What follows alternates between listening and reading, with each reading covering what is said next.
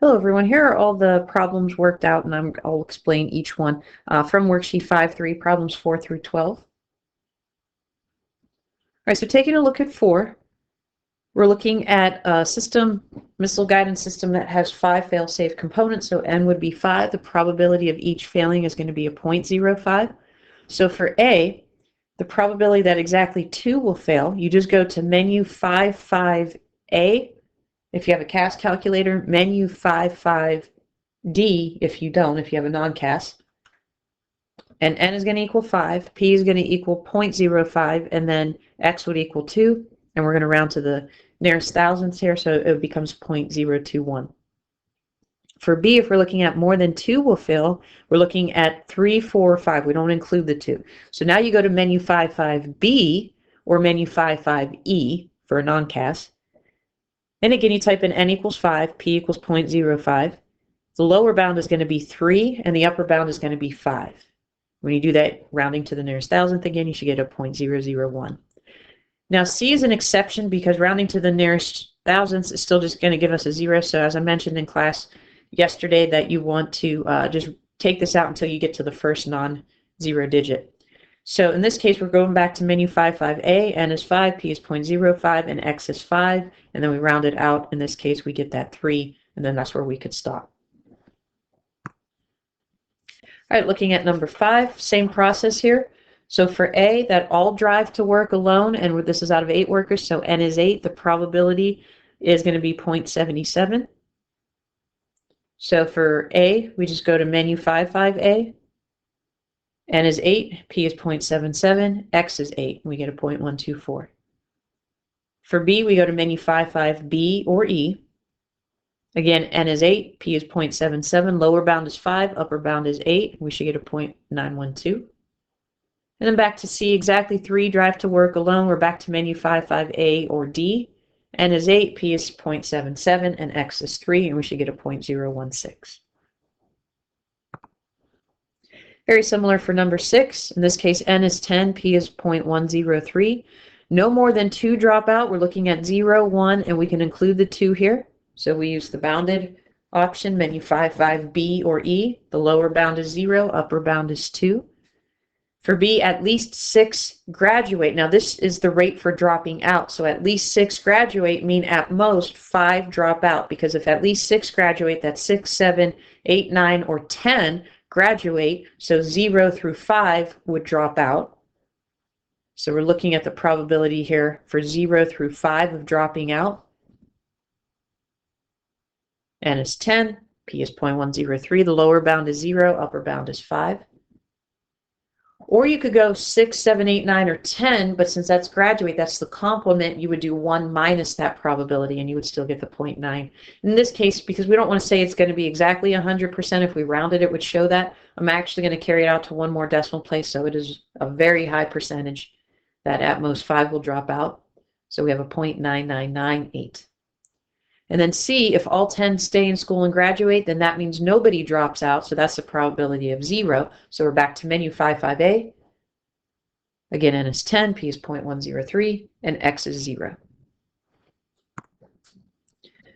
Same idea for number 7.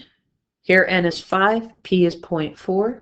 Probability of exactly 2 will agree with that statement. And going back, we have 40% of Americans do not think that having a college education is important.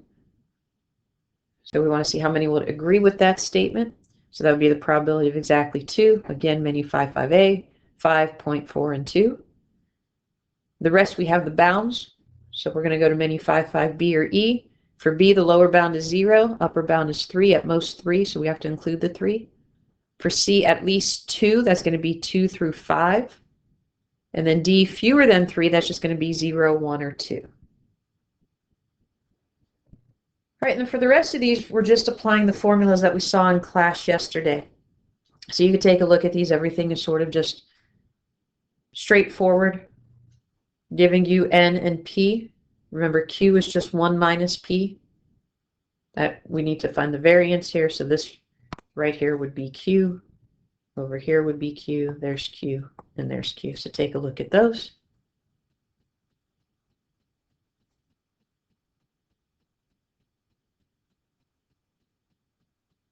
Pause the video if you still need more time to look at that. All right, for number 9, sort of an application problem here. Going to N would be 800. P, a study found that 1% of Social Security recipients are too young to vote. So we're trying to find mean variance and standard deviation of the number of recipients who are too young to vote. So P would be a 0.01. And again, just following the rounding rule, that makes Q 0.99. So when we go to find the variance, we get a 7.9. Taking the square root of that for the standard deviation, we get 2.8. For 10, we're flipping 10 coins. So N would be 10. P is 1/2, Q is 1/2, so the mean would be 5. Variance, 10 times 1/2 times 1/2, we get a 2.5. Standard deviation, the square root of 2.5 is about 1.6. Number 11, if 3% of calculators are defective, find the mean variance and standard deviation of a lot of 300 calculators. So here, we're looking at the probability that they're defective, and then here we have the complement. So the mean would be 9, variance would be 8.7, and then standard deviation would be 2.9. And the last one, it's been reported that 83% of federal government employees use email. If a sample of 200 federal government employees is selected, find the mean variance and standard deviation of the number who use email. So the mean would just be 200 times the probability that they use email, 0.83. Variance, 200 times 0.83. Q is the 0.17, so we get roughly a 28.2. Standard deviation is 5.3.